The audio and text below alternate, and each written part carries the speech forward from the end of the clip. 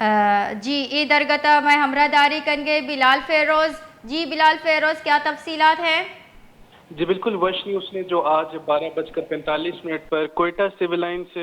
Police station کے اوپر جو حملہ ہوا اس کی سی سی ٹی وی فوٹیج حاصل کر لی ہے، اور تفصیلات کے مطابق جو موٹر سائیکل سوار افراد تھے انہوں نے قریبی ایک پل پر سے جو ہے اس دستی بم کو پھینکا، جو کہ پولیس تھانے کے اندر گیٹ کے ساتھ جو گن مین کے لیے بنائے گئے کمرے کے باہر آ کر جو ہے پھٹ گیا، اس کے نتیجے میں جو ایک پولیس اہلکار زخمی ہوا، اور اس کی ذمہ داری جو ہے وہ U B A United Baloch Army کے ترجمان مزار بلوچ نے میڈیا کے سامنے آ کر اس کی ذمہ داری بھی قبول کر لی ہے، اور ان کا کہنا ہے کہ آزاد بلوچستان تک ہماری یہ جدوجہد جاری رہے گی۔ اس کے علاوہ وزیر داخلہ بلوچستان مرزا لانگو نے سول لائن تھانے پر